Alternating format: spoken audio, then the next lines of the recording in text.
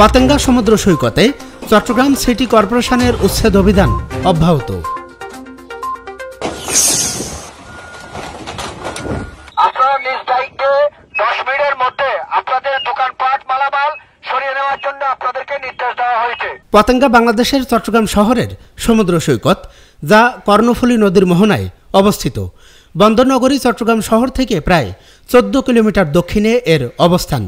পতেঙ্গা চট্টগ্রাম শহরের একটি জনপ্রিয় পর্যটন কেন্দ্র, কিন্তু ফ্যাসিস্ট সরকারের আমল থেকেই কিছু কুচক্রী মহল এর সৌন্দর্য রক্ষার বদলে অবৈধ স্থাপনা তৈরি করে পর্যটকদের স্বাচ্ছন্দ্যে চলাচলের পথ নষ্ট করছে এবং মুখরোচক খাবারের নামে প্রতিনিয়ত পর্যটকদের সাথে প্রতারণা করে আসছে এ সমস্ত অসাধু ব্যবসায়ীরা।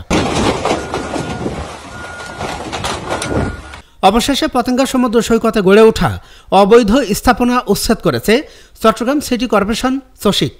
গতকাল 7 জুলাই সোমবার সকালে পরিচালিত এ উচ্ছেদ অভিযানে নেতৃত্ব দেন চসিকের আঞ্চলিক নির্বাহী কর্মকর্তা প্রণয় চাকমা।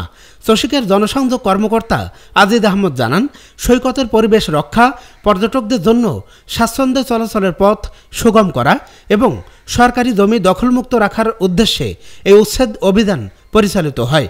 অভিযানে নেতৃত্ব দেওয়া প্রণয় চাকমা বলেন, মেয়র মহোদয়ের নির্দেশনায় পতেঙ্গা সমুদ্র সৈকতের পরিবেশ উন্নয়ন ও দৃষ্টিনন্দন রাখতে নিয়মিতভাবে অবৈধ দখলের বিরুদ্ধে অভিযান চালানো হচ্ছে। জনস্বার্থে এ কার্যক্রম ভবিষ্যতেও অব্যাহত থাকবে। তারা যাতে একেবারে সুন্দরভাবে তাদের সময়টুকু এখানে উপভোগ করতে পারেন, তার জন্য মূলত আজকের এই প্রয়াস। এই অভিযান অব্যাহত থাকবে এবং আমরা আশা রাখি আমরা চট্টগ্রাম নগরীকে একটা সুন্দর এবং বাসযোগ্য এবং সকলের কাছে দর্শনীয় একটা সিটিতে রূপান্তর করার জন্য আমরা প্রয়াস চালাচ্ছি।